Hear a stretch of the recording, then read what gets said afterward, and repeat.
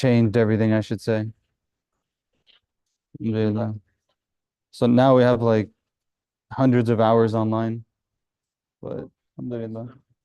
Assalamu alaikum. Sayyidina, how are you? Alhamdulillah, good to see you. MashaAllah. All right, here we go.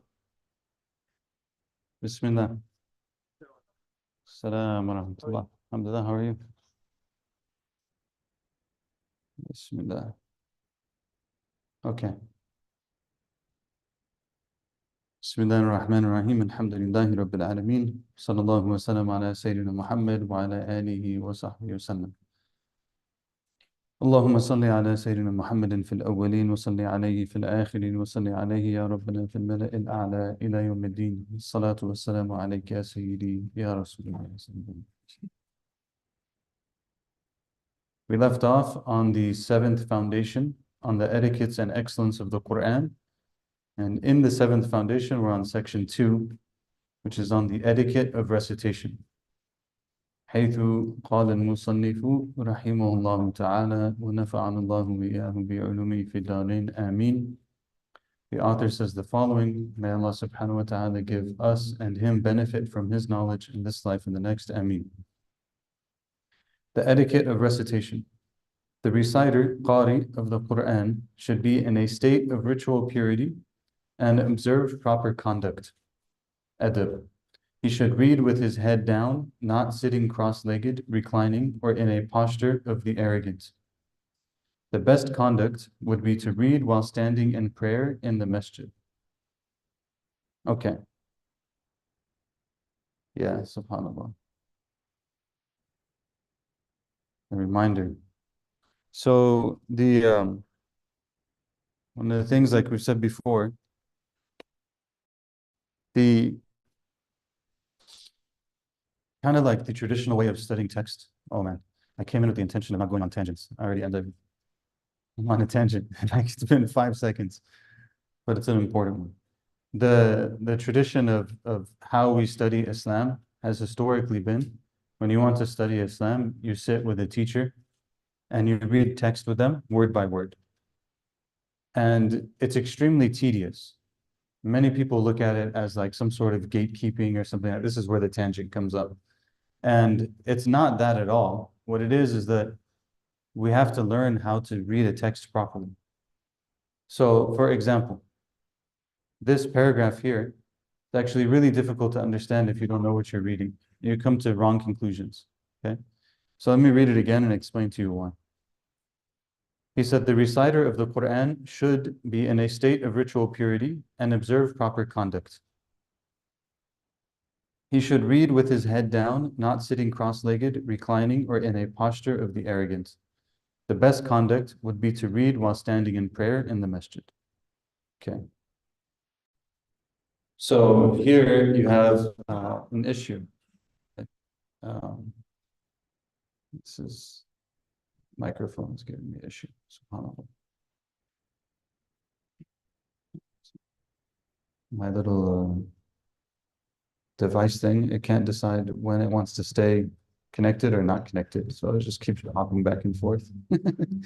So alhamdulillah. So what's the issue? So you're reading this section and you want to know, what do I have to do? What is it good for me to do? What is it, or maybe I should say, what do I have to do? What is it emphasized for me to do? What is it good for me to do? And how do I manage all of that, practically speaking? Okay? So someone might read this passage and think to themselves, this is how the Quran should be recited. I should have wudu, I should not sit cross-legged, I should do this and this and this and this and this. And if I don't meet all of these things, then I shouldn't read Quran. Because it says I should read Quran. This is not what it's saying, actually. Okay? So, first of all, we're talking now in a matter of etiquette. Generally speaking, matters of etiquette are not required, they're recommended. Okay, so this is the first principle. Generally speaking, matters of etiquette are not required, they're recommended. There are some matters that they are required, but they're not matters of etiquette now. So like, for example, not touching the Quran when a person doesn't have wudu according to the majority position, in most cases, then that's not, according to most, that's not a matter of etiquette. That's a matter of like halal and haram. Okay. But now we're talking about matters of etiquette. So he uses should. Part of the challenge here is that we as readers are dependent upon the translation. So our hope is that the translator is actually a person of knowledge and they know when to translate what in the proper way. We don't always know that. This is, we can't. It's hard because we're assuming that. But normally if should is used, should doesn't indicate a requirement. It indicates a recommendation. Okay. So it says the person should be in a state of wudu and they should have proper etiquette. Okay. They should have proper adab. Part of how you read this then is that what comes after this, they should have proper adab. What comes after this in the list are matters of adab. They're not matters of sunnah. So here we have three levels, right? If we were to make it very simple, there's three levels. There's things that are obligatory. There's things that are sunnah. They're recommended. And then there's things that are etiquette. It's a lower level. It's recommended too, but it's lower level than sunnah. All right? So now he says the person should have wudu. This is a matter of sunnah. And they should have adab. Then he lists things afterwards. So because of the way that it's organized, we know that the things that come after the word adab are matters of adab and they're not matters of sunnah. Okay, it's just, you know this from the structure. So they should, when it says they should read with their head down, not sit cross-legged, reclining, or in a position of the arrogant. Are these matters of sunnah or are they matters of adab? Adab. Okay. So all of this is just to keep it in mind. Okay. Meaning there might be, and then he says after that, he'll conclude all of this. He said, and the best conduct would be to read while standing in prayer in the masjid. So now it's like, here's some recommendations. What would be the best way to read Quran? Would be to be in prayer, standing in prayer in the masjid. You get all of the sunnahs together because everything is here now, right? You have the wudu, you're facing this, the qibla, you're doing, because he doesn't list all of the sunnahs here. But all of these things are going to come together if the person is standing in the masjid in prayer, reading Quran. This would combine all of them. Anyways, the point is that they would do this. Is this making it, so that only knowledge can only be, you see this a lot. We have to be careful the kind of catchphrases that we attach ourselves to. So you'll see people will say things like, well, they just did this kind of stuff so that they would be the ones who teach knowledge. But now, mashallah, we have someone posted something recently. It's not about the person, but it's a case study that's important. Okay. So this person was saying that he's in a chat, a WhatsApp, where there's a scholar in the WhatsApp. And people are able to ask questions to the scholar, and he answers them. He said out of his curiosity, he went to the new version of ChatGPT, most recent release, and he put the exact same questions into ChatGPT, and he found the exact same answers, sometimes with more detail in ChatGPT than from the scholar in the WhatsApp. So then he said, alhamdulillah, welcome to the future where knowledge is not restricted to a few. And I was like, subhanallah, this is completely the wrong understanding, subhanallah. Like it actually, and it's not about the person really. Like I don't blame the person at all. I'm using this because I know that people think this way. So you have to understand, why is this completely the wrong understanding? First of all, knowledge has never been restricted to a few. Anyone who's given their life in knowledge would be very happy to teach people. Believe me, if they have the money and the time, they would love to do nothing more than to teach people so that they themselves could be scholars. They would love that. That's not the problem. The problem is the opposite. The problem is that most of the time, people are not willing to put in the level of effort that's needed in order to study. It's just the reality of it. Okay? And it's not blaming anyone. Studying is tedious. It's like I've said before, when we were studying Arabic was one of the most difficult things that we did in our Islamic studies. Why? Because you spend like a year and a half. You left your home and your family and everything. You wanted to study Islam, You spend a year and a half, you don't touch Islam. Like we didn't touch Islam for over a year. It was like, Fatima dhahabat ila souq وَاشْتَرَتْ تُفَاحًا. You're like, why am I, like Fatima's buying, she went to the market and she bought an apple. Alhamdulillah, she bought an apple. Like, and then you can't remember, like, the Egyptians say it this way, but like the Fusha is this way. Which one was the right way? You can't, like, the Fatha and the Dhamma, everything's all mixed up. Like, it's just really hard to figure out. For a year and a half, there's no community you can go to, no halaqas you can go to, nobody to visit. You can't sit in study circles. Study circles are illegal. You know, like it's everything is it's a different thing, right? So it's really hard. And all you want to do is like pick up a book of hadith and read some hadith or something, but that's not what you're there for. You know, you're there to study Arabic so that you can eventually get onto something else. It's very difficult. And studying is very difficult. You know, people go to college, they graduate degrees, they're professionals, they're very advanced in their career. And then you come to them and you tell them, listen, we have to start at the beginning and there's no shortcuts. If you take shortcuts, you won't learn properly. Nobody wants to do it. It's like very frustrating. So it's not, but this idea that like knowledge is restricted to a few and you know, the scholars, they're just like trying to make it so only they have evidence. Like I've never seen this. I've never seen a scholar who's worth anything, you know, that would be hesitant to teach someone else. All they want to do is teach. So that's number one. Number two is putting the question into ChatGPT and getting the right answer means nothing. And that's a really, actually, I'm kind of excited for technology for the opposite reason. People, these things are actually, it's pushing us back to the real situation. The real situation is that after the beginning of the death of the Prophet ﷺ, there's a big problem. Everybody's saying whatever they want about religion.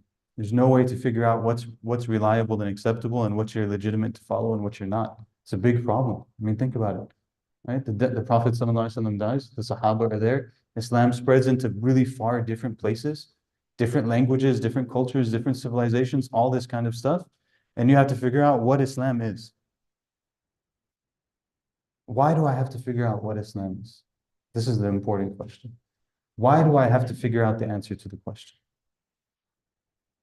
I have to figure out the answer to the question so that I can justify my action in front of Allah subhanahu wa ta'ala.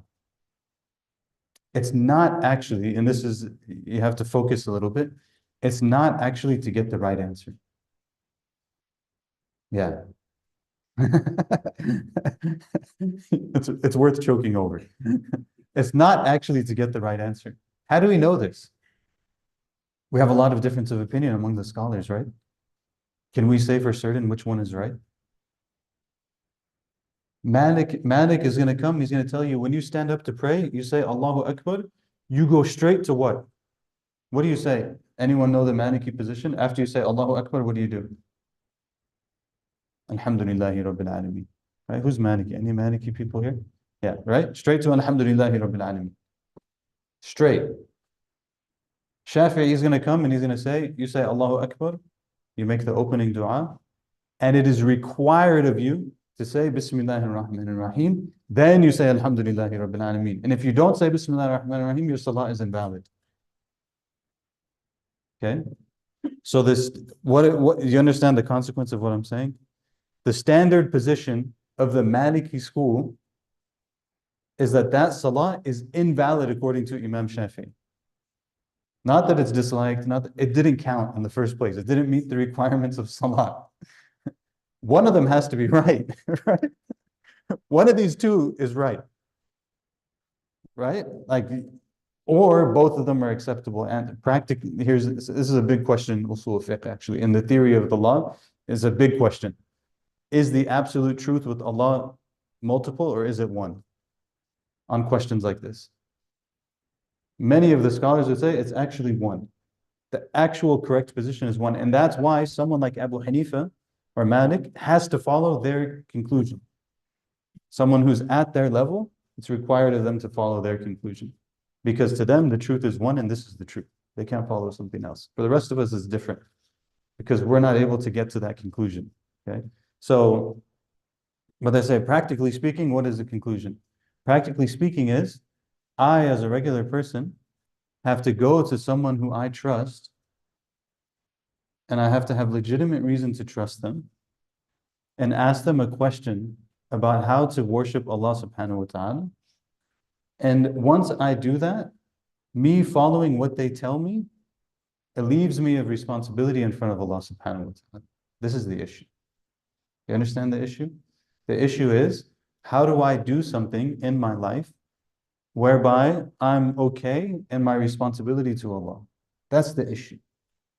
So if I follow Malik, and so what the Ummah has decided, and for good reason, is that if you follow one of the established madhahib on major issues, you're free. أَنَا بَرَّأْتُ نَفْسِي أَمَامَ اللَّهِ. I freed myself in front of Allah subhanahu wa ta'ala. I did my part, right? So if you go to an imam that's trustworthy and respectable and knowledgeable, and they give you an answer, okay? And you follow that answer, I am free in front of Allah. I did my part. If I go to ChatGPT and I ask the same question and I get the same answer and I follow that answer, am I free in front of Allah? No. So ChatGPT could get the right answer on 5,000 questions. It doesn't make it. Why? Because it's not just a matter of the right answer or not. It's a matter of, did I follow an acceptable approach in being right with Allah? And I can't be right with Allah by depending on a computer. It just doesn't work that way. You could double check it, you could get an idea, it's fine. But in the end of the day, you still have to go to a human being. Can't get around it. And this is established thing in Islamic studies. And if you think about it, you'll understand why. There's many reasons. If some people were sending recently, I don't know if it's been updated or not. Everything's being updated all the time, right? When people had asked, I think it was ChatGPT, questions about Palestine, they get different answers. Well, some of them are getting like pro-Palestine answers, some of them are getting the other side answers. Like, I don't know how I'm not a tech person, right? I'm not, I'm hesitant to wade into these waters. I'm sure, actually, I believe that what the guy said, I believe that it's true, actually. You can probably get 50 questions that are totally, so what are we going to do? I don't know. There's probably some way around it.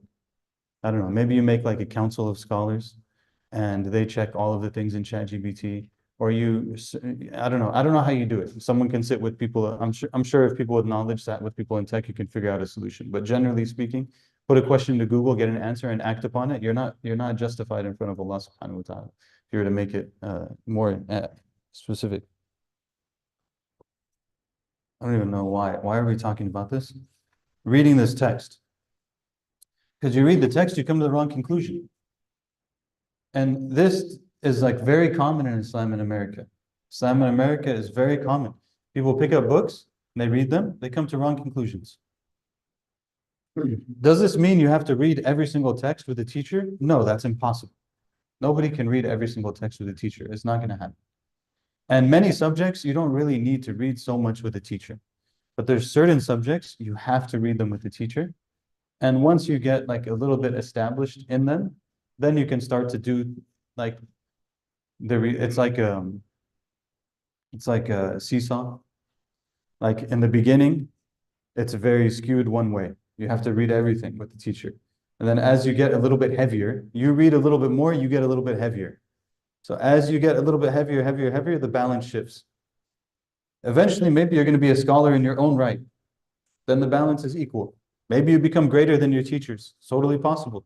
Balance becomes the other way, right? They'll start asking you questions. It's totally possible. It happens. But like, until the balance is shifted, you just deal with it accordingly.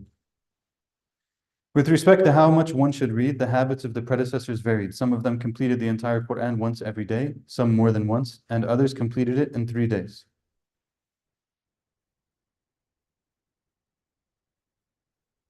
Some completed it once every week and others once every month as they were busy with contemplation, spreading knowledge, or teaching it worship other than reciting or some worldly affairs.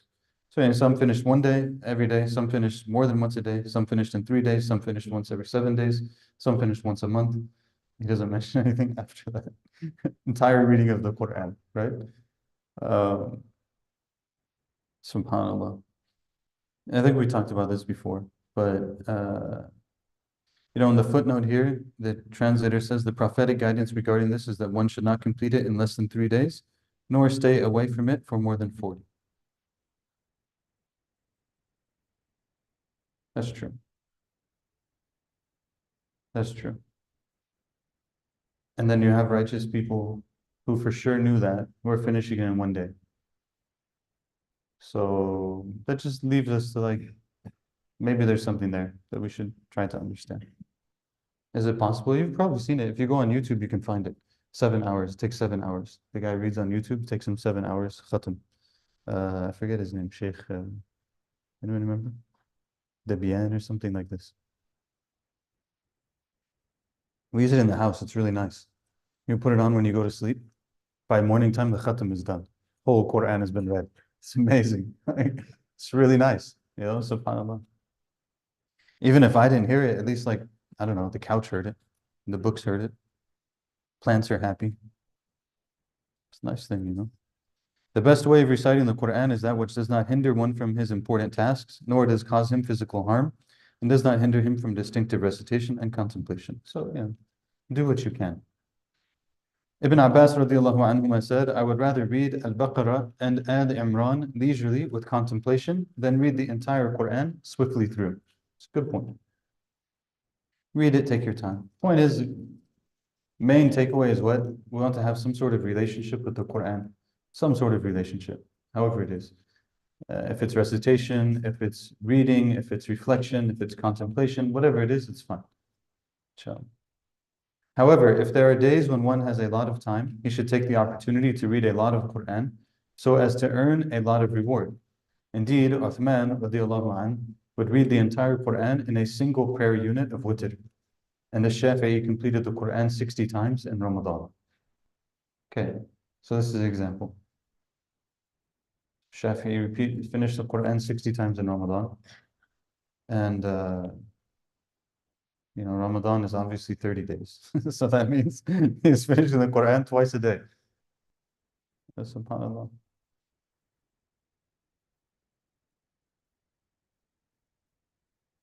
Me personally, I believe, and this is now you open a door to, for a long time I read these things, I didn't understand them. How can you finish the Quran twice in 1 day?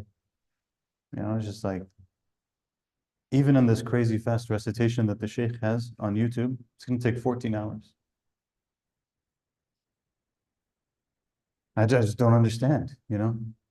Here you open the door to a concept you see in many books called Tayyuz Zaman. It's a door, we're going to open it, look at it, and not walk through it, okay? I just want you to understand, what does this mean? Tayyuz Zaman. Tayyuz Zaman, and a lot of the books and the biographies and stuff, they talk about this idea, Tayyuz Zaman. Tayyuz Zaman is the folding up of time. So they say that one of the miracles that happens to righteous people is that they have a folding up of time in a sense. So what might take someone else 5 hours takes them 2 hours. What might take someone 5 hours takes them 30 minutes. All I know is that this is theoretically possible.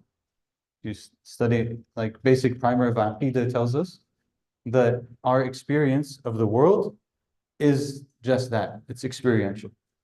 We believe it to be true because that's how we experience it to be. But Allah subhanahu wa ta'ala is not bound by it. Okay? You need an example. The easiest and clearest example is the story of Sulaiman, right? And the throne of Sheba. And he said, who can bring me her throne? And he said, I can bring it to you, you know, before you get up from your spot. The other one said, I'll bring it to you like instantly. And they brought the throne instantly. That's Tayyuz Zaman and Tayyuz Makan. They say both of these. That's folding up of time and folding up of space. It's miraculous. How does the throne go from her space in East Africa to Sham in an instant? It's a miracle. It's a miracle. But it can be done. Allah subhanahu wa ta'ala can do whatever He wants to do in the creation. It's His creation, subhanahu wa ta'ala. He's not limited by anything. So how can someone read the entire Quran 60 times in Ramadan? I don't know. But if someone's going to do it, it's going to be Imam Shafi'i. It's going to be Imam Ahmed. It's going to be Imam Abu Hanifa. It's going to be Imam Malik. It's going to be these people who they did things we can't understand anyways. Many of our books, by the way, if you think about a pre-computer world, many of our books, you can't actually understand them. If you really sit down as a regular person and be like, how is this even possible? It's very difficult to understand how is this possible. You take a book like Fath al-Bari, take a book like Imam al-Nawawi, the works that Imam al-Nawawi did in his life and that he died in his 40s. Actually, Imam al-Shafi'i himself died in his 50s, but Imam al-Nawawi died in his 40s. It's not possible. How is it even, it's not, it's miraculous, subhanAllah. So it's possible, but not possible. But as far as routine goes, he says, but as far as routine goes, one should do what he can as preceded. So he says, this is what Shafi'i did. Know that it's possible, and then you should do whatever you can.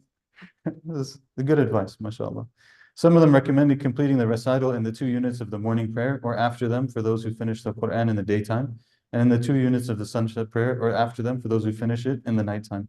They preferred this so that one could face the new day or new night with the completion of the Quran. So this is basically now a question of when you're going to make the khatam, when do you make the khatam? So saying some of them said you should do it this time, some of them said you can do it that time. Basically, the point is here that there's not any particular answer to this question.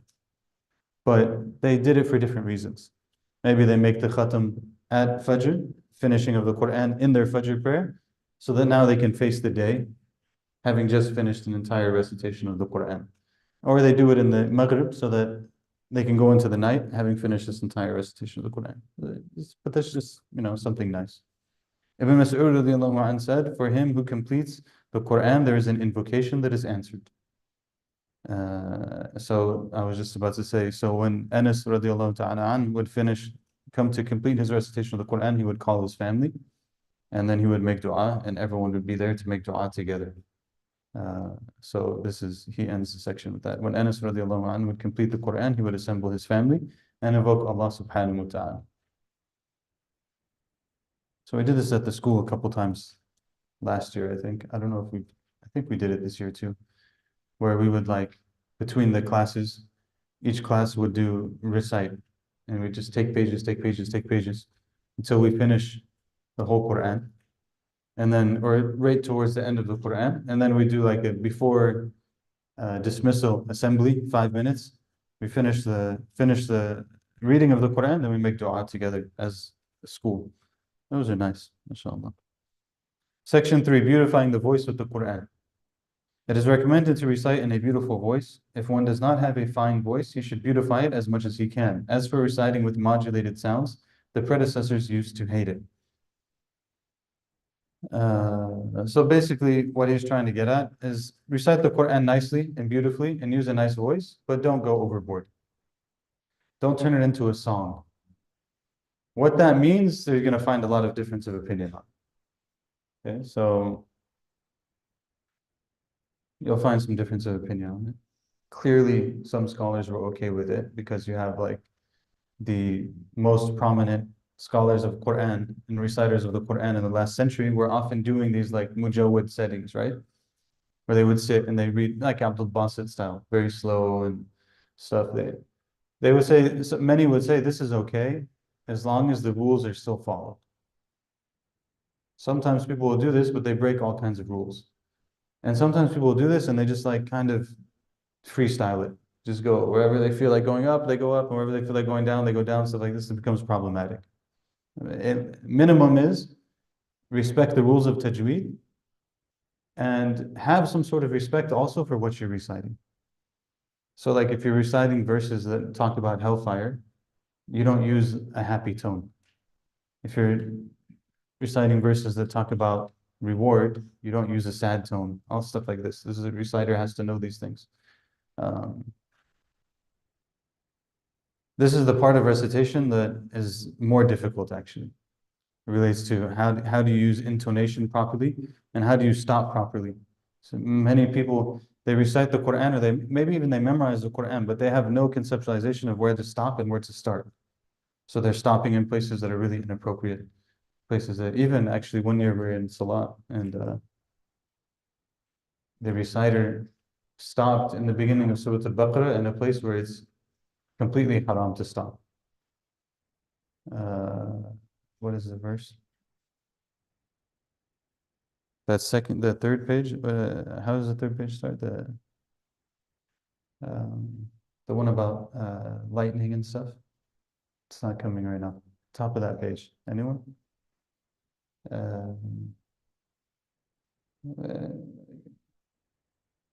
أولئك الذين اشتروا الضلالة بالهدى فيما ربحت تجارتهم وما كانوا مهتدين. SubhanAllah, always it happens. Anyways, it says مثلهم كمثل الذي استوقد نارا فلما أضاءت ما حولهم ذهب الله بنورهم. Right? And the reciter said, he was reciting and then he said ذهب الله. He stopped. Then he went back. This is completely haram. ذهب Allah means Allah went. Like Allah left. Like, wait, you can't stop that. ذهب الله بنورهم. It means, it totally changes the meaning. It says Allah took away their light. Allah took away their light is very different than Allah went and like left. It's like he ran out of breath, so he stopped at ذهب Allah. Actually, many people would say that that actually invalidates the salah. It's like if the reciter stops in a place that changes the meaning into a way that's totally unacceptable, then it invalidates the salah. But alhamdulillah, it was like a sunnah prayer, so that's fine. We went on with life. But the point is that this issue is a difficult issue. One is encouraged to read by himself, where a hadith says the superiority of reading in private over reading out loud is like the superiority of secret charity over public charity. Yeah, so here, I don't think this was a good translation. Let me read the rest and then we'll go back. He should, however, be able to hear his own voice. This being said, there is nothing wrong with raising one's voice sometimes if there is a good reason for that, such as when a loud voice makes it easier for one to memorize, or when one needs to repel laziness or sleep, or to wake up the dozing. Yeah, this is not good. So what is the issue here? The issue is the idea of السر والجهر في القراءة. السر والجهر في القراءة, which means to recite silently or to recite out loud. To recite silently or out loud. Okay, so where is the problem? The word sir in modern Arabic and regular usage is also used for what? Secret. It's valid. If someone did something by themselves, how would you say that they did it? Sirran. Right? They did it sirran. They went to their room and they played with their toys sirran.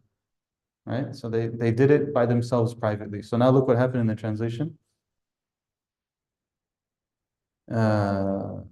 The superiority of reading in private, and what's even worse is that it's in a hadith.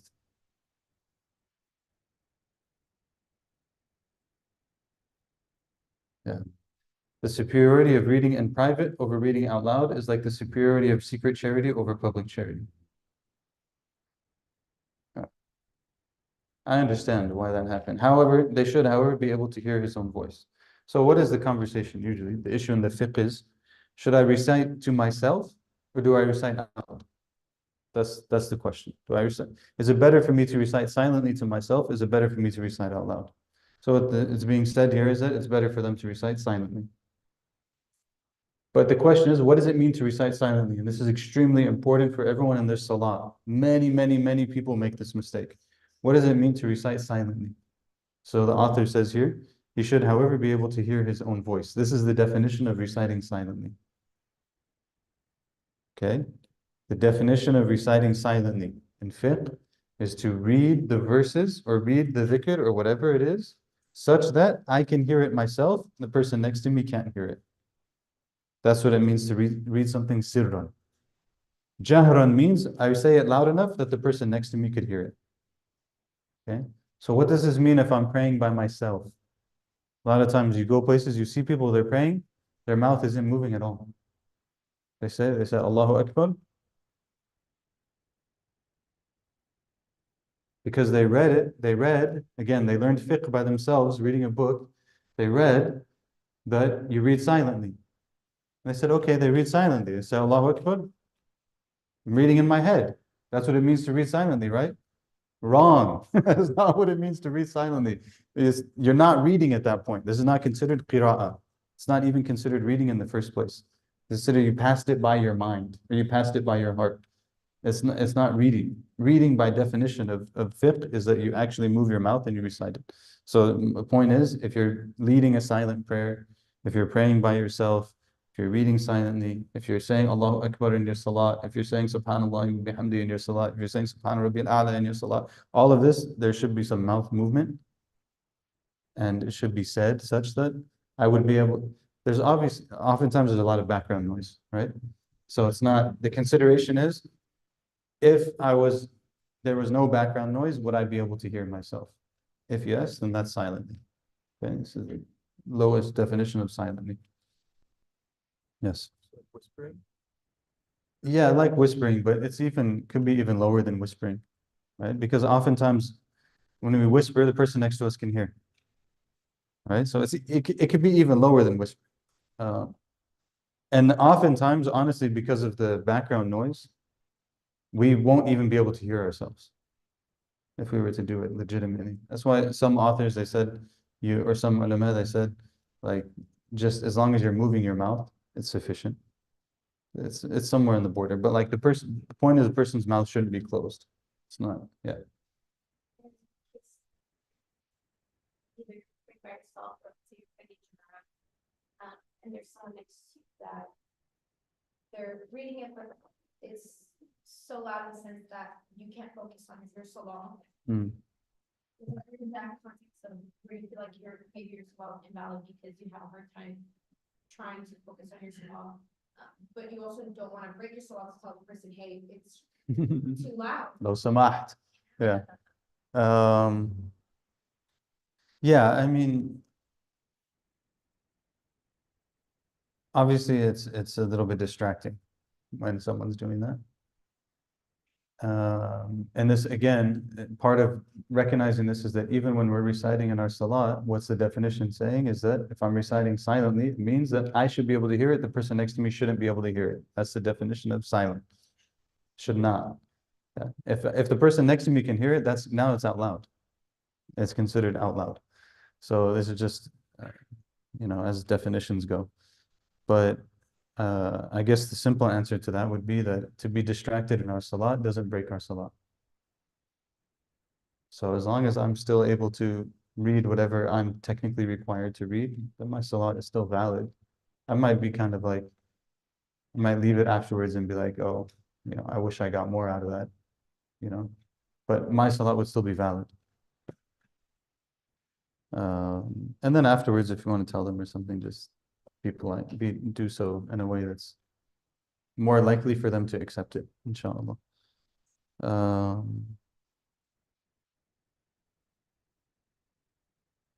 It's funny how things are like, my perception on a lot of these things changed after I had children, SubhanAllah. It's like, once you have small children, the idea of praying in quiet, it doesn't even exist. It doesn't even exist. SubhanAllah. It really just doesn't even exist. Yeah.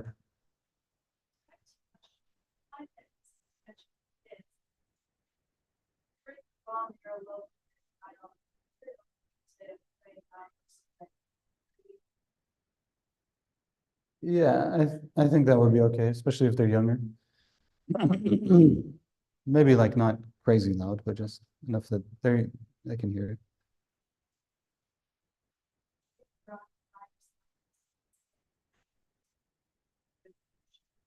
Sorry, I was thinking about something. I completely missed your second question. Just as a side note, on the first question, like the Hanafis are a little bit stricter on this, just so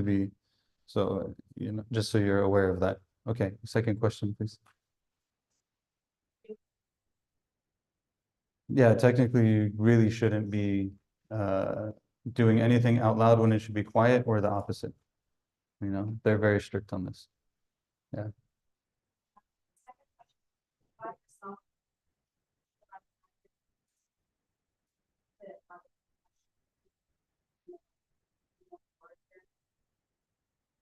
Yeah, I mean, what did he say here?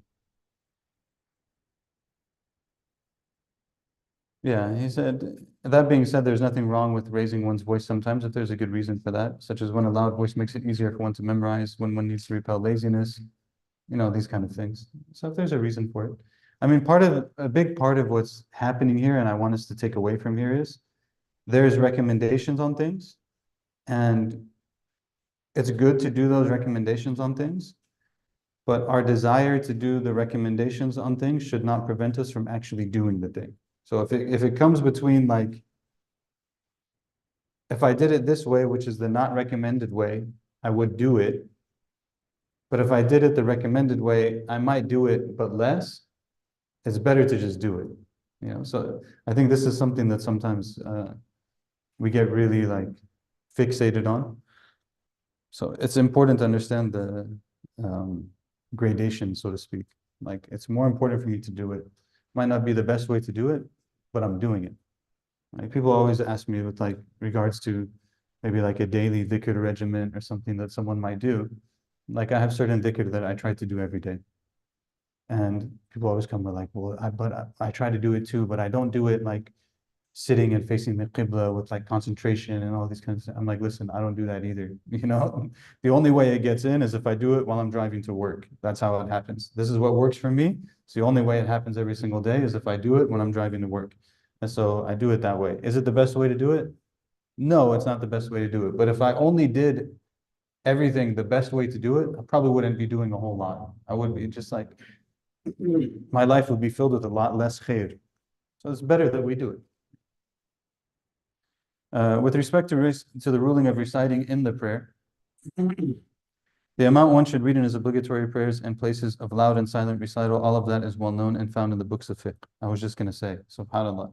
As soon as the sentence started, I was thinking, this should be studied in the books of fiqh. And then he said, this is in the books of fiqh, alhamdulillah. Because every madhab is going to be different. If one owns a copy of the Quran, he should read some verses from it on a daily basis so as to keep it from being abandoned. It's a nice concept. If I have a Quran, listen, even imagine what he's saying. If they have a copy of the Quran, subhanAllah, if they have their own copy of the Quran, they should read from it so that it doesn't get left. There's a Quran sitting there, it doesn't ever get read. At least just read a page, read a few verses so that the Mus'haf gets used. Is it possible that people don't have Qurans? Of course. In many places, actually, historically, people memorize the entire Quran without ever having a copy of the Quran. Can you imagine that? Amazing, beautiful thing. They memorize the entire Quran without having a copy of the Quran. How does it happen? They have their wood tablet, right? They make the ink themselves. They have their wood tablet. They use their plant-based products, right? They make this ink. They use the ink. They go to the teacher. The teacher tells them, this is the amount that you're going to memorize today. They say, okay. They write it down behind the teacher. They take it and they memorize it. After they memorize it, they recite it to the teacher to make sure that it's correct. They finished for the day. They wash their tablet. Some places they would even wash the tablet, collect the water, and drink the water. It's all plant-based. Right? So again, people are like, oh my God, they're drinking ink. They made the ink out of some sort of plant, right? Probably on that day. They made the ink, write it on the tablet, clean the tablet afterwards, put the water in, drink the water. A year, 2, 3 years passes. They memorized and consumed literally the entire Quran. And they don't have their own copy of the Quran. Maybe they don't even have their own copy of the Quran. They're Hafiz. Amazing things, subhanAllah. Yeah. I'm in the habit. I was thinking that I have physical copy file. Can I make sure you read from it and the weeks that read from that one for that aspect, or you're not really like?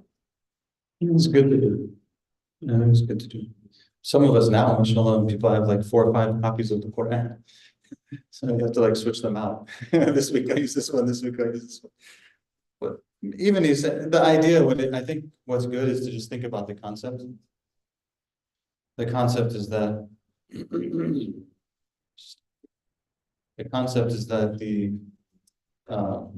we have a copy of the Quran, we should respect that copy of the Quran. one of the ways to show respect is to read from every so often. But again, like what's the overall goal? The overall goal is to read the Quran. Someone finds it easier for them to read the Quran on their phone, they read the Quran on the phone. Yes.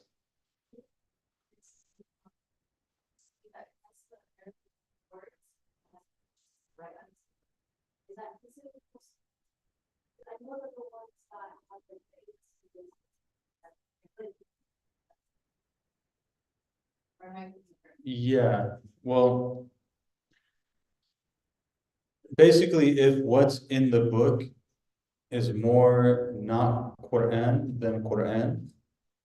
Okay, let me say it slowly. If what's in the book is more not Quran than Quran, then it doesn't take the ruling of the Mus'haf. Okay, so that's basically how you would know. If what's in the book is more Quran than anything else, then it would still take the ruling of a Muslim. Okay, so usually these kind of translations and stuff, they have the translation and they have like an introduction. And they might even have an index. If it has the translation, as an index, and as an introduction, then the translation and the English and everything else is more now than the Arabic. So holding that text doesn't then take the ruling of holding the Mus'haf. But if someone, which means that you could hold it without wudu, right? This is the point. But however, they would say that the written word of the verse still has the wudu. So you would try to hold it from places where it's not like the Arabic part. The verse, I shouldn't say the Arabic part, where it's not the verses, because it could be an Arabic book. Maybe it's like a book of tafsir. They do that a lot. They put the Mus'haf in like, maybe like a quarter of the page. They put the Mus'haf Medina, and then they put the tafsir in the side. So all of that you could hold, that will do, but you wouldn't touch the page, like the Mus'haf part of the page. Common question that comes up here also is about the phone itself, right? And this is a modern fatwa issue. There's two positions basically, which you would expect. One of them is that you treat it like you would treat, not the phone itself, but like when you have the app open, you would treat what's on the screen in the app like you would treat the written Quran. That's one position. Another position is that you don't. And so that would mean that you could touch it, you could turn the pages, you could do all kinds of things. You could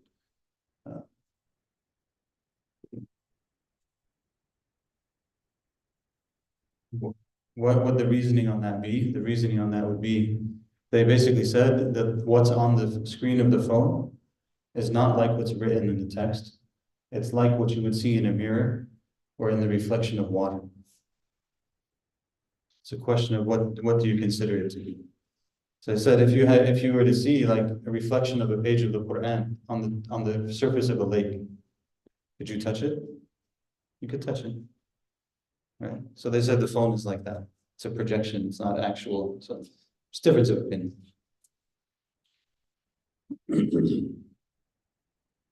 interesting though, huh? Just to like think about. The reciter of the Quran should contemplate the kindness. Oh, sounds like a good sentence. The reciter of the Quran should contemplate the kindness that Allah Most High has had with His creation by letting the meanings of His speech reach their perceptions. He must know that what he is reading is not the speech of men, and should envision the greatness of the speaker. Let him contemplate his words, for contemplation is the main purpose of reading the Quran. If that cannot be achieved, except by repeating a verse, then let him repeat it. It's a nice sentence. Abu Dharr radiallahu anh narrates that the Prophet sallallahu alaihi wasallam once stood a whole night repeating the verse, if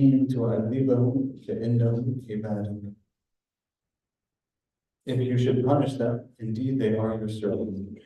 Imagine this. It says the Prophet ﷺ stood the whole night praying, repeating this verse. If you were to punish them, then they are your servants. Can you imagine, like, what was, you wonder, all we can do is wonder, like, what insights was the Prophet ﷺ having over the meaning of this verse while he's repeating it over and over and over again through the whole life? You can only imagine this. But it's a very interesting verse. It's a very powerful verse, actually. So, like in the end, all of creation belongs to Allah subhanahu wa ta'ala. He do whatever he wants. So even if you were to punish them, they're your servants to Allah. You know, they're your servants. It's your choice. Do whatever you want. So one of the things they say in theology is that oppression is inconceivable for Allah because everything is His in the first place. So how can oppression happen? Oppression happens because something was put out of its place.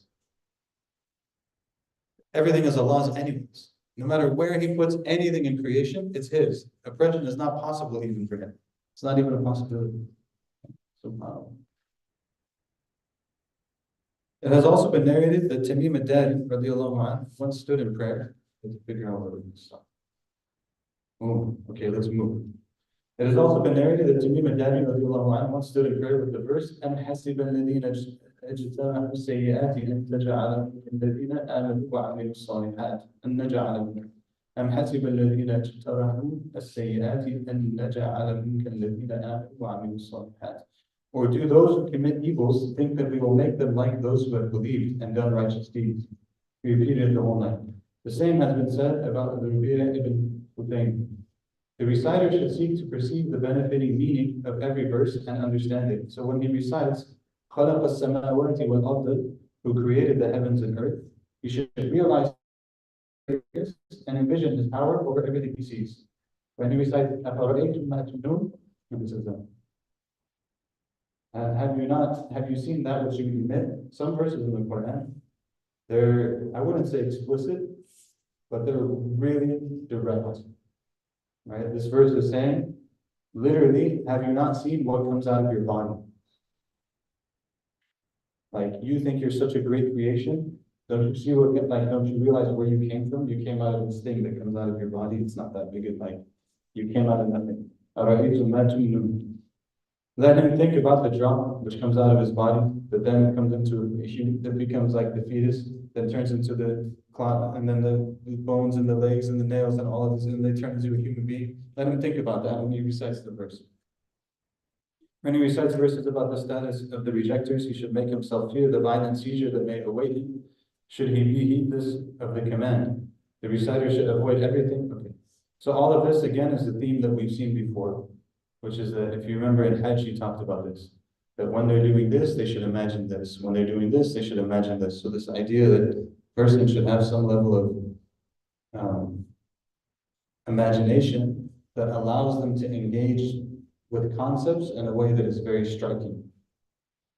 Like you remember in Hajj, he said when they go to Arafat and they make dua on Arafat, they should think about and envision the resurrection and everyone being gathered in front of Allah subhanahu wa ta'ala on the day of resurrection. And when they do this, they should think about this. And when they do this, they should think about this. So he's doing the same thing for the reciter. So you can know that this is like one of his maybe like spiritual methods to use this practice. The reciter should avoid everything that hinders him from understanding. The Sayyid might, for example, lead him to think that he mispronounced a letter and failed to utter it from the correct articulation point, so he recites it again. In this way, Sayyid managed to distract him from focusing on the meaning. So he's saying Shaitan might play with the person to get them to do with everything other than focus on what they're reciting. Oh, did I do this? Or did I do that? So on and so forth. Other things that prevent the reciter from understanding what he recites are persistence in sinfulness, pride, and following whims. These darken the heart and lay rust on it. So they are like rust on a mirror that prevents the truth from being clearly seen. The heart is like a mirror, sins are like rust, and the meanings of the Quran are like the images that are seen in the mirror. Training the heart by removing desires is like polishing the mirror. So we've talked about this many times before, that our understanding is that understanding is linked to spirituality. That a person whose heart is tainted with sin will inevitably have some barriers between them understanding things properly. And that if the person's heart is beautiful and clean and brimming with light, then that light will make it so that the things that they read will be clearer. The metaphysical light and the physical experience are connected. Yeah. We've talked about that before, it's all over Islam. The reciter of the Quran should know that the speech and the warnings it contains are directed to him, and the stories are not meant to be entertainment, but lessons. Let him remember that and recite like a slave to whom his master has granted a written promise of freedom if certain terms are fulfilled. Let him read like that. Let him contemplate the book and act upon its requirements, for a sinner who reads the Quran repeatedly is like one who repeats the king's letter and turns away from cultivating his kingdom and abiding by its orders in the letter. He studies the letter insufficiently and then goes against its orders, and indeed his actions would imply less ridicule and be less deserving of the king's anger if he would leave the study altogether and then go against his orders. Meaning, like, the person should be very committed to doing something about what they're studying. If not, then like it would be less humiliation for them to just not study. But if they're going to pay attention to what the king says, then they should listen to what the king says. They should be a good servant of the king. SubhanAllah. May Allah make us good servants of the king. He should not see himself as having any ability or power, and should not view himself with pleasure as if he were pious. Those who see themselves as falling short attain Allah's proximity. The person shouldn't see themselves as like, oh, you're really special, mashallah, you did this and this and this and this and this. And the person who doesn't think that way of himself, then when it comes to Allah's pleasure, they don't come up short. They're always working hard, working hard, working hard. Again, we've talked about this before. This doesn't mean that a person should be without self-esteem. It doesn't mean that they should be without dignity, without self-confidence, all of these kind of things. But somehow they manage to have self-esteem and dignity and confidence, while at the same time believing that I need to do more in my relationship with Allah. I have to do both of these. And it is possible to do both of those. Sallallahu alaihi wasallam ala Sayyidina Muhammad wa ala alihi wa sahbihi wasallam. Alhamdulillah for that. Anyone have any comments or questions? That brings us to the section, alhamdulillah, we finished the section on Quran. Brings us to the section on dua. Yes.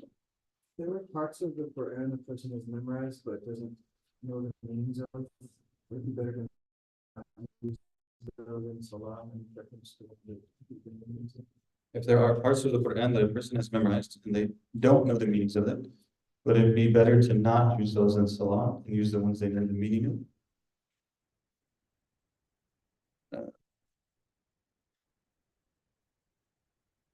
Not necessarily. I mean, I think that they should recite whatever is going to be good for them in terms of their focus and so on. Maybe they want to switch it up, they should switch it up. Maybe they want to use what they know from the meaning. Use that. And then, you know, if it can be difficult to know in detail the meaning of everything, but it's not so hard to know it in general. You know, maybe a person has a page or two of Quran, they don't really know what it means. They just sit with the translation and read the translation like 10 times. They'll probably kind of like generally know what's going on. So, but I would put the priority here on what is going to be most beneficial for the person in their salah. Unless that is going to lead to them completely neglecting and forgetting those verses. In which case they should probably give it some effort. Well, wow. Yes. Who's my favorite Quran reciter? It's a pop quiz for my students. Shaykh al-Qasri, 100%. Undisputed heavyweight champion of the world. Undisputed heavyweight champion of the world, Shaykh al-Qasri. You know, actually, subhanAllah, on a personal note, when I asked this question to Shaykh Abu Ibrahim al-Mazayn, hafidhahullah, we used to have to say every time we mention him, Farajallahu karbak, alhamdulillah, that he's free now. But when I asked him this question over 20 years ago, probably, he told me Shaykh al-Qasri is the best. And because he told me that, I would listen to him every now and then. And I couldn't get into Shaykh al-Qasri. You know, it was like, I just couldn't do it. It's very bland. For the ear that doesn't know the difference, it's very bland, it's very difficult to listen to. Especially for someone like me who's coming from like a very jahil background. And So it kind of like, I just couldn't do it. But out of respect for Shaykh Abu Ibrahim, I would always go back to Shaykh al-Qasri and listen to him from time to time. You know, year passes, go back again. Year passes, go back again. Year passes, go back again. And then when I first started like actually studying tajweed, so when I asked him, this is probably like 2003 or 4. And then I probably actually started first time studying tajweed at like a very basic level, probably around like 2007 or 8. And then after that, I was like, oh, okay, like I get it. But I still couldn't really get into Shaykh al-Qasri. But I feel like Shaykh al-Qasri really like, only in the last couple of years, when I had a different teacher in tajweed who was like extremely strict, did I really appreciate Shaykh al-Qasri. But either Shaykh al-Qasri, but if I want to get like a little bit loose, Shaykh al-Minshawi, rahimahullah. But both of them are incredible. Why do I say a little bit loose? Because Shaykh al-Minshawi took the position on the bat that a lot of the Egyptian mashaykh took in the modern period that is not the stronger position, and it bothers me when I hear it. But overall, Shaykh al-Minshawi is beautiful reciting. Yeah. Beautifully. And their biographies are beautiful too. A couple years ago in Ramadan, the class that I did for the Majlis was on biographies of reciters of the Quran. You can find the recordings online. That was one of the few classes I like prepared properly, spent a lot of time. Because it took a lot of time. It wasn't like you could bring the book and read it.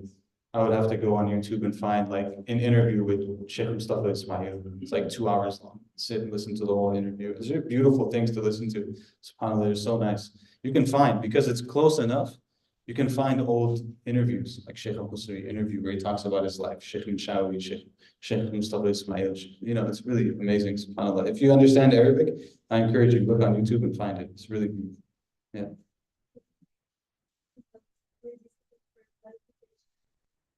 I usually have a problem myself and the idea of having this mediator was over to get this understanding of knowledge and directly to us.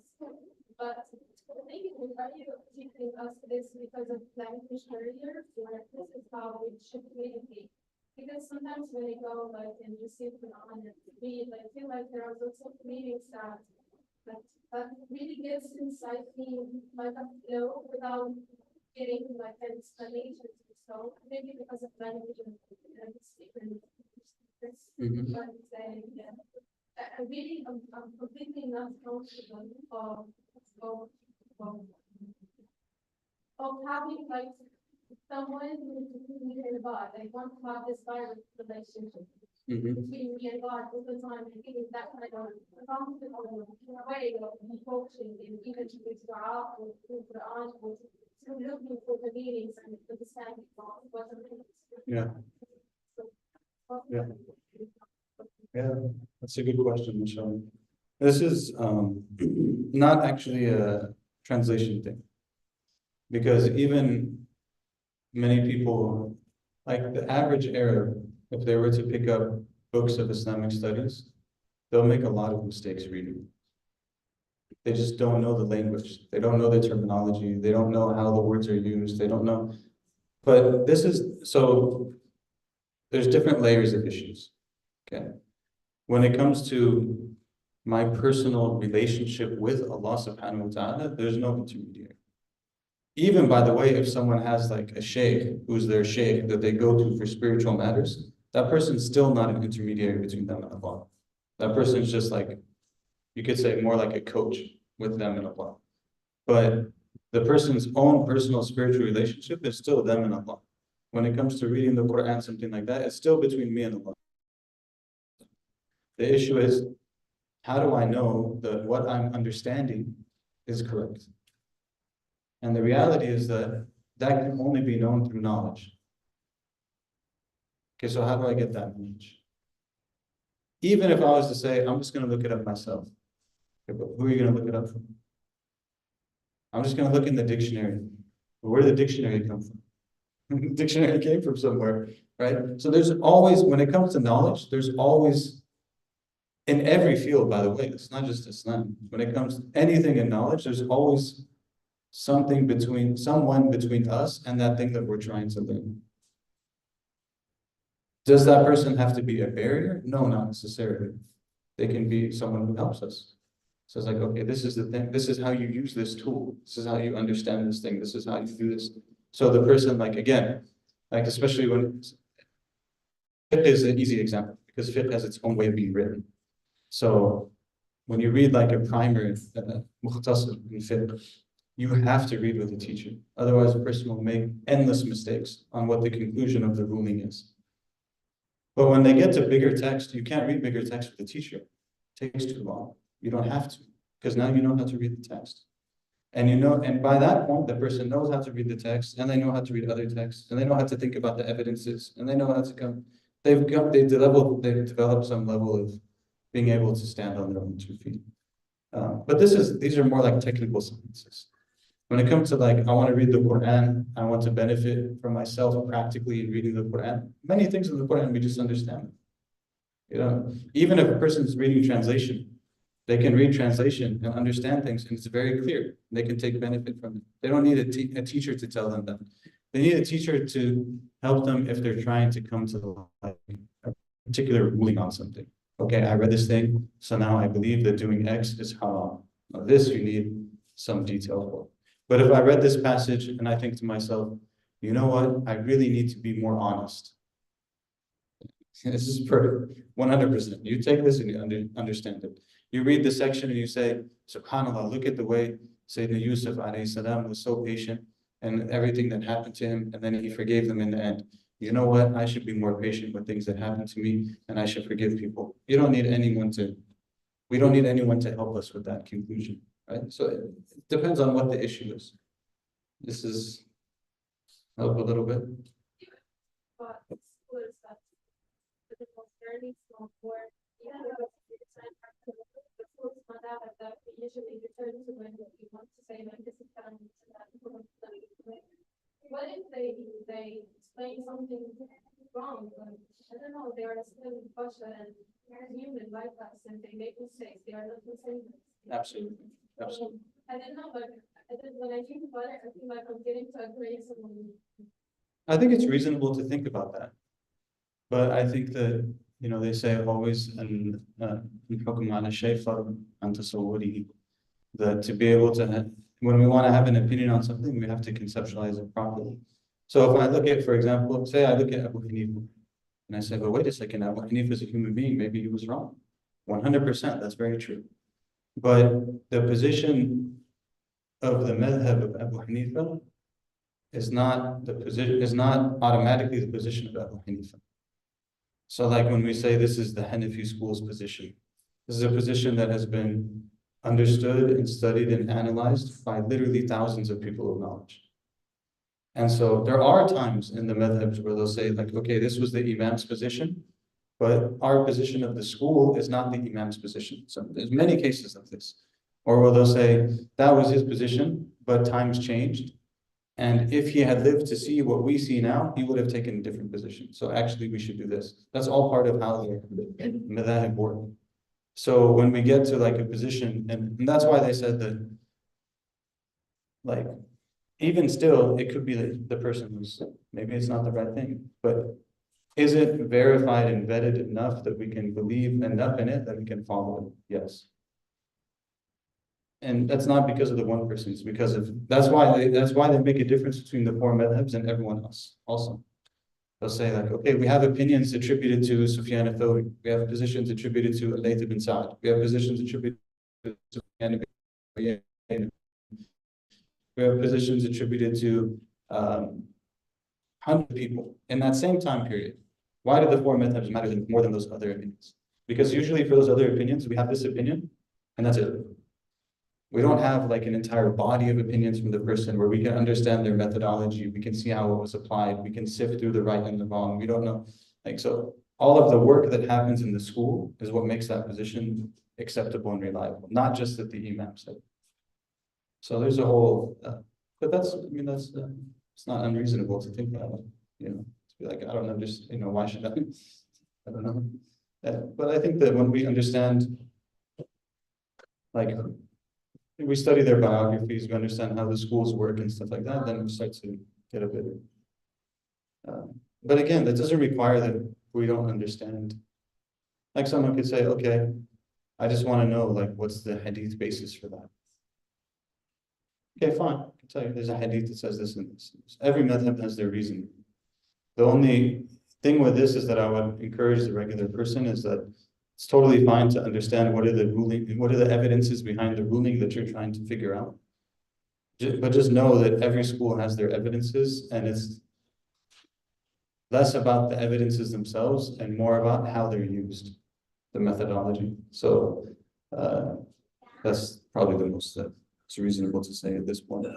But I think we've talked about yeah, if there's more, I don't know, do you have any follow-up questions to this?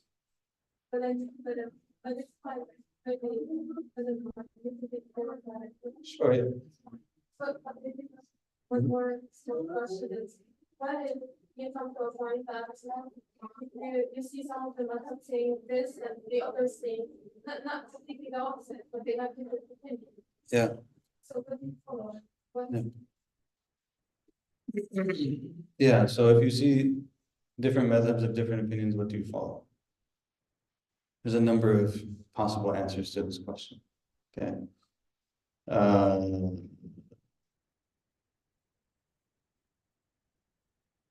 Let me go from the perspective of, since we have to choose somewhere to start from, let's go from the perspective of the everyday Muslim who's living in Southern California. Okay, so everyday Muslim who's living in Southern California, here's multiple positions on something. What should they do? If one of those is something that they're accustomed to doing and it's not causing them any problems, then they should probably do that. If one of them is, and it's a personal issue, but maybe it's a communal issue, it might not be what they're accustomed to doing, but it's the position of their local leadership, then they shouldn't go against their local leadership. Okay. Or maybe even their local community. This is my opinion. Some people would differ with me on this. Like, for example, if I go to lead Eid prayer as an imam, I don't lead Eid prayer the way that I would normally lead Eid prayer. Because the madhahib differ. I usually lead Eid prayer the way that most people that I'm going to lead are accustomed to praying. But I just don't want to cause problems. So would that normally be what I would do? Probably not. But like, that shows you there's different consideration here, which is what people are used to. Then sometimes there's difference of opinion, and I don't really have any I don't have any history with it myself, but I can recognize that one of them is going to cause more, like an excessive amount of difficulty for me in my life. I can take a different one. Maybe it's going to cause an excessive amount of difficulty for us as a community. I can take a different one. So these are all considerations. For example, if someone's studying, like they want to study to become a scholar, then they usually will follow a madhab and they try to stick to that, and they might leave it on exceptions. But that's for someone who's studying. That's not what everyone does. Everyone's going to be a little bit more practical than that. And we as a community also, sometimes we have to take positions that we wouldn't normally take. Like, for example, my first and foundational training in fiqh is in the Hanafi school. You're not going to do 2 Jumu'ahs. If I come to ICSD and they ask me to do Jumu'ah, you do 2 Jumu'ahs, right? The Imam gives the khutbah, leads Salah. Next one, they give the khutbah, they lead Salah. You don't do that in the Hanafi method. It's not acceptable. It's like not even a valid Salah. Second one wouldn't be a valid Salah for you or for anyone following you. It's pretty serious, you know? But maybe someone doesn't do that, you know? It's okay. There's other opinions of Allah. It's not like there's a greater issue going on here. Although for me personally, usually I try to pull someone else to lead at least the Salah. I'll give both khutbahs, but I try to pull someone else to lead the Salah. But anyways, that's just an example. One of the big places this comes up is on women's issues. There's a lot of women's issues where like maybe the madhahib have different takes. Or outside of the madhahib, even contemporary scholars have different takes. Some of them are going to be in our estimation, a lot more beneficial and resonant with an American Muslim reality. Some of them are going to be much more difficult for an American Muslim reality. Probably going to have to choose the one that's going to better mesh with our particular cultural, social cultural context. So we have to do. So we come to the majlis, usually people sit next to each other. Men sit on one side, women sit on one side. Some people don't like that. You know, this is a decision we've made. So, but if we're going to pray, we're not going to pray like that. Take a different position. Yes. Refers to Salah, specifically when we're in the praying congregation. It's sunnah that when we pray in congregation, we pray together, we pray behind who's leading. But is it wrong if there's an instance where, and I'm just gonna use the example that happened to me because I didn't know exactly what to say, if it was wrong or right. But I came into prayer show, and there was one person that was there, but she was standing in the last row at the very end, in the back corner. So when I came in as they were clearly starting, but I didn't see whether or not she was praying or she was just sitting because she was in the very last row. So I went and I. There's a Jama'ah that's going on. Yes. Okay. So the man brings upstairs. Got it. And I came upstairs to pray. Got it. And I stood right behind, stood upstairs, but in the front row, following who's ever reciting. And after the salah, the sister came up to me and she said that I'm supposed to stand next to her.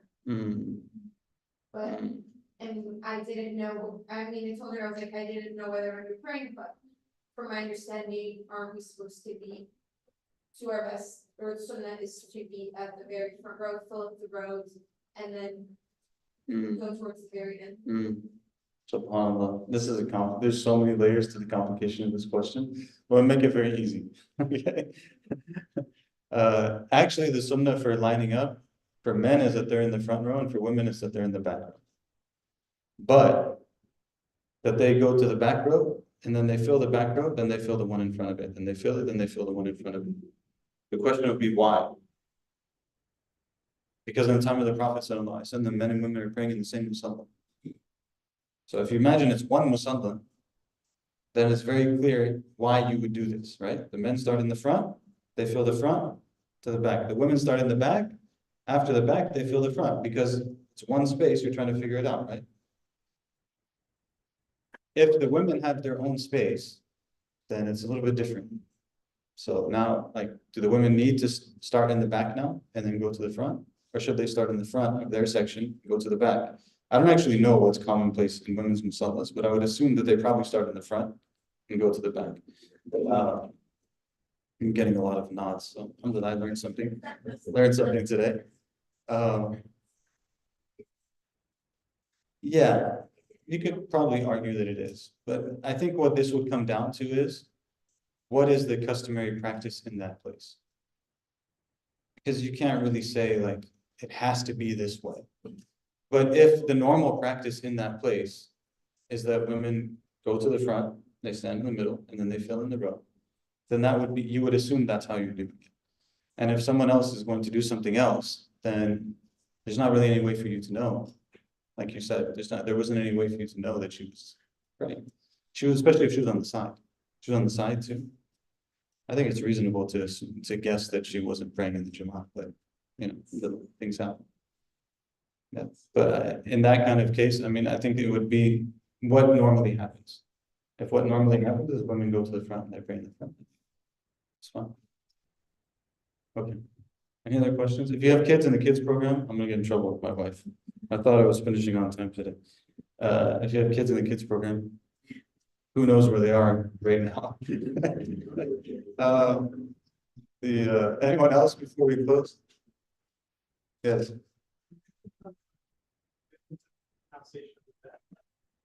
Yes. So the example is if you have the word min, and then after the word min, ba'd. Okay. So one approach, which is the more correct approach, as far as I understand, is to bring the lips together. Min ba'd. Min, I don't know if the min ba'd, min ba'd. But there's many, especially from the Egyptian Qur'an in like that period. I think I was told something about it, but I'm not a specialist in this field and I haven't done my own research, so I'll just leave it. But there's many of them who they leave their mouth open, like with ikhfa.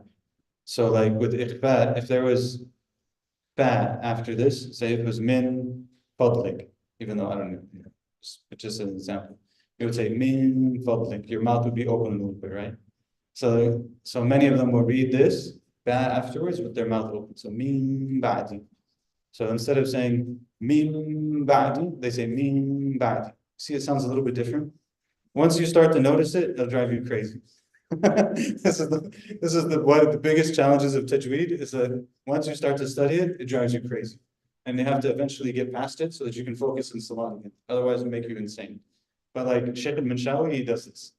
Min ba'di. And every time I hear it, it's like, but his recitation, actually, his recitation is my favorite. But it's this bad issue, puts Masri in front for me.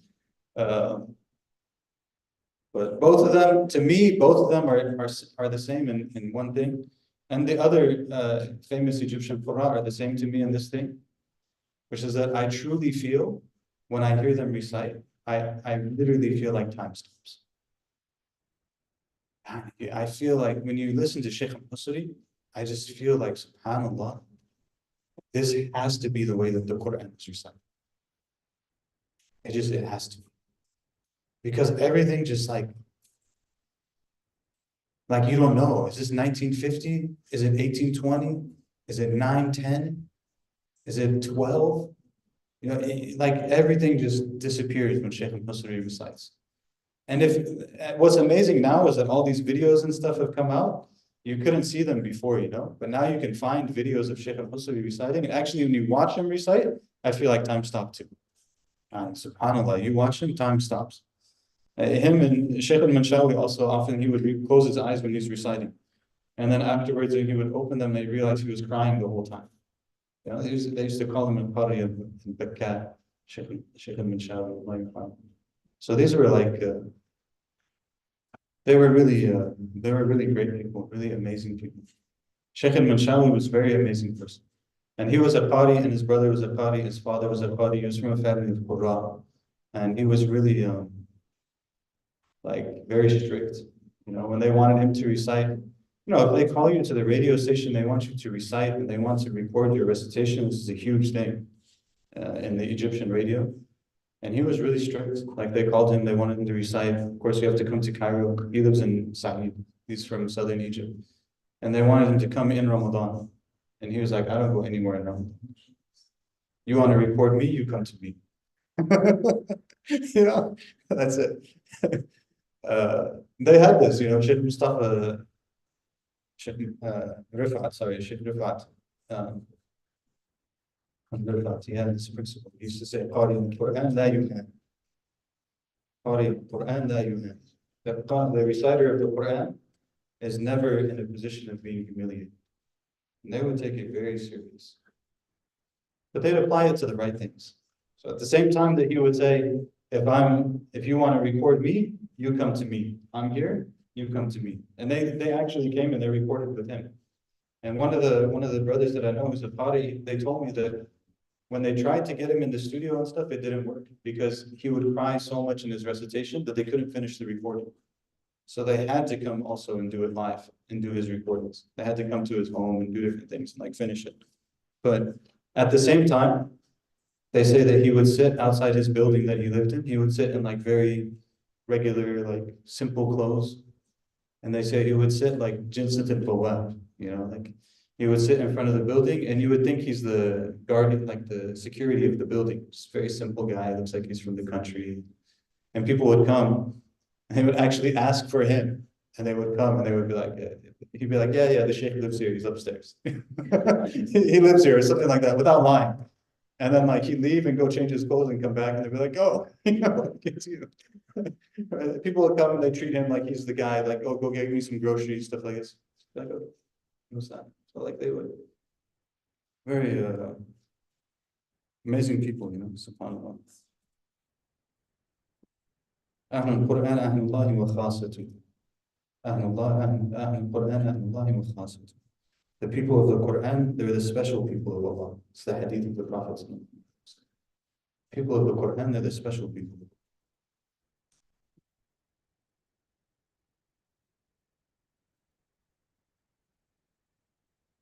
بسم الله الرحمن الرحيم الحمد لله رب العالمين وصلى الله وسلم على سيدنا محمد وعلى اله وصحبه وسلم اللهم انا نسالك الهدى والتقى والعفاف والغنى اللهم استر بسترك الجميل اللهم استر بسترك الجميل اللهم انا نسالك العفو والعافيه والمعافاه الدائمه في الدين والدنيا والاخره ربنا آتنا في الدنيا حسنة وفي الآخرة حسنة وقنا عذاب النار ربنا لا تزغ قلوبنا بعد إذ هديتنا منك رحمة إنك أنت الوهاب ربنا آتنا من لدنك رحمة وهيئ لنا من أمرنا رشدا واصبر من الله الفتح قريب وبشر المؤمنين اللهم أرنا الحق حقا وارزقنا اتباعه وأرنا الباطل باطلا وارزقنا اجتنابه اللهم ارزقنا حسن الخاتمة اللهم ارزقنا حسن الخاتمة اللهم أعنا على ذكرك وشكرك وحسن عبادتك يا عالم السر منا لا تحدث الستر عنا وعافنا واعف عنا كلنا حيث كنا اغفر قلوبنا لك نبهنا من الغفلة عنك وجعلنا في كلامنا لا اله الا الله محمد رسول الله صلى الله عليه وسلم ان الله وملائكته يصلون على النبي يا ايها الذين امنوا صلوا عليه وسلموا تسليما اللهم صل وسلم وبارك على سيدنا محمد وعلى اله عدد كمال الله وكما يليق بكماله سبحان ربك رب العزه عما يصفون وسلام على المرسلين والحمد لله رب العالمين.